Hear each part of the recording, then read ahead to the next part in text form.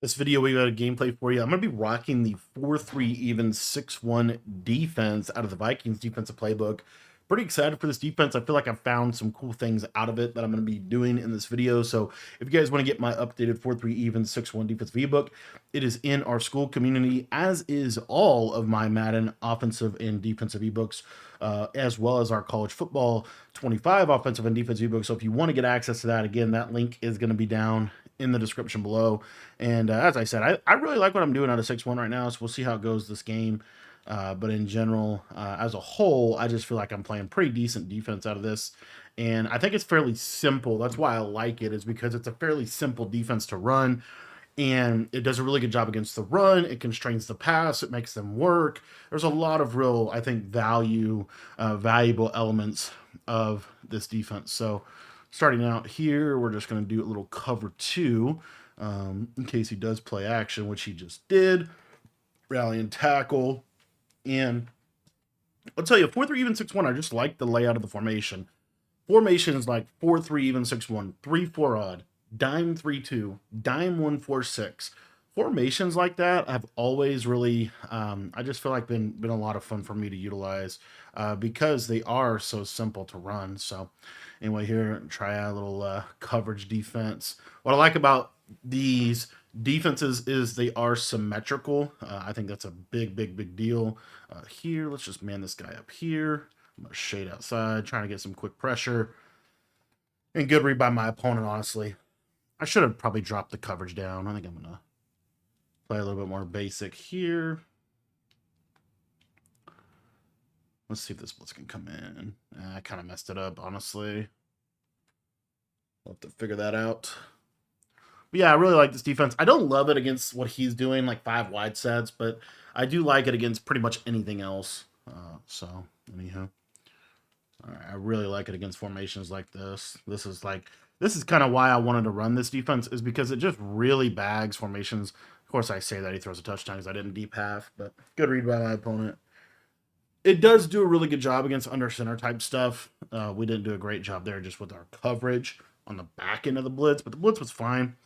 I feel like I've made the 6-man really consistent if they block a tight end or running back, which is really what makes 6-1 good. When you can get consistent pressure against different pass protection systems, that really helps any kind of Madden defense. And at the core, Madden, when you're playing defense in Madden or college football for that matter, you have to have some type of plan for how you are going to get pressure on the quarterback and force different types of pass protection mechanisms. And then from there, it really is all about adjusting to, once you have pressure and can stop the run, those are kind of the two fundamental things you need to be able to do. And then after that, it's primarily just coverages. How are you going to create some of the best coverage shells in the game every single year? For example, like roll coverage, cross man, double Maybelline, just drop zone. What is your coverage plan for the best formations in the game is basically the question you're trying to answer within that. And then from there, it pretty much goes to red zone. How do you get stops in the red zone? That's like a pretty core piece of things. And other than that, that's pretty much it. So, all right, a little horizontal strain concept. I don't know why I can't make that throw. Like, I literally pass led that down because I didn't want to overthrow it. I feel like I overthrow that throw way too much in this game. I'm gonna go to it again because I think he's gonna give it up again. I want to talk a little bit about something on offense I've been working on too. Let's see if I can actually make a throw here. Very nice. So one of the things that I've been thinking a lot about, and I've talked a lot about this season as a whole, and I do think where it's reflected in the current offensive meta to a degree, and that is this idea, or this general thing that you hear. It's kind of a buzzword in Madden, especially among pro players. This conversation about basically spacing, route combo spacing, and that the key to good offense is good spacing. Something that I have, like I said, spent a lot of time thinking about is really what does that even mean, right? What does that even mean?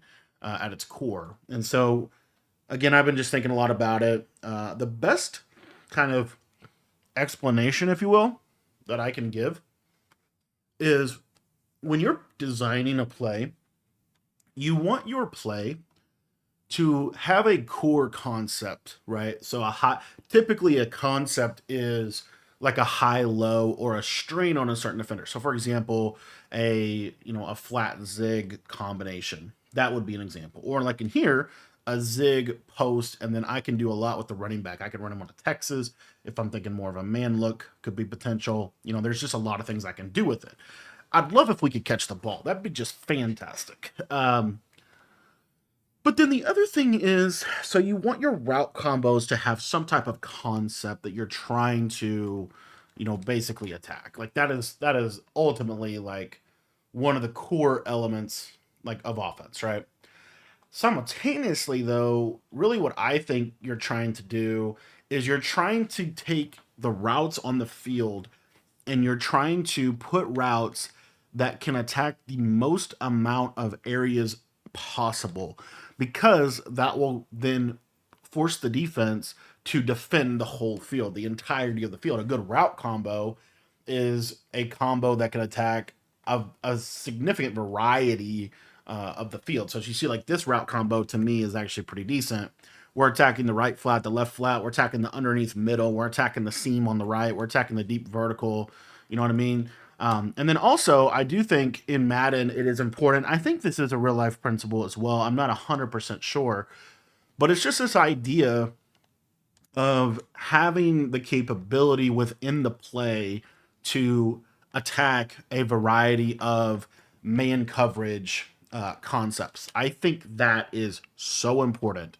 How are you attacking man coverage? Might be one of the most important things, really, in my opinion, just because if you're not able to beat man coverage, it really makes the defense, it really helps the defense significantly. So if your core play is able to beat man coverage, then more than likely your core play is able to beat match coverage because match coverage to a degree is pretty much man coverage. It's just essentially like more strategic man coverage, but at its core, it's essentially a zone. It's zone that turns into man based off of the routes, right? Nick Saban called it zone man to man for a reason. So, and this is really the three elements of defense. You have man, zone, zone man to man, or man with some zones, zone with some man, or zone that turns into man, right? At its core, you have to be able to, so therefore, kind of at the core, you have to have a plan for how you're going to attack man coverage. That is a fundamental aspect of the game. And then you also, I think, to a degree, have to have some type of plan for how you're going to attack zone. Let's see if we can actually get this blitz to work better. I've been doing a new alignment on 6-1 that I haven't been doing beforehand. The send 4 to me is like it's cool, but it's not like I don't know. I'm not wasting my time just sending 4 out of this anymore. I'm sending 5, sending 6 a lot more. And then if I want to send 4, it's really more of a shed defense. Let's see if we can get some pressure here. Not able to. That sucks. That didn't work right. Oh well. Let's see how we want to set this up. I think this time we're going to send it off the right. Get a little bit more pressure here, I guarantee it. Yeah, there we go. Blocked running back. That's fine. Eventually, we'll send 6. What I might start doing is going to that 4-man. I just don't know exactly how I really want to run this 4-man blitz. I personally just prefer just the sheds. I think you get pretty good sheds out of this now. Ooh, good read. Just a W read by my guy. Let's try flipping this defense and just seeing if we get a better alignment.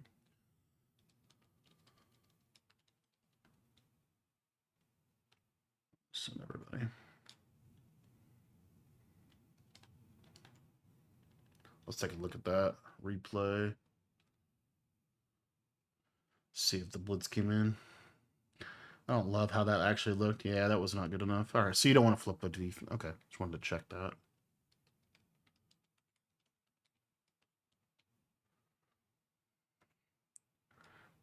Give me the ball. Very good. All right, let's go get some points before half. That'd be huge. Let's take a look at a little peek see at the 6 men, see if this actually created some pressure for us. It forced it. You saw there we did get decent, a little bit of pressure. Bar might almost be too tall. I've been noticing that, like, the smaller, more agile linebackers, they actually blitz a lot better. Um, Anyhow, let's get back on offense. So one of the things that I talk a little bit about, I've talked a little bit before. I need to get in practice and actually do an updated version of this for Madden, and that is this idea of this.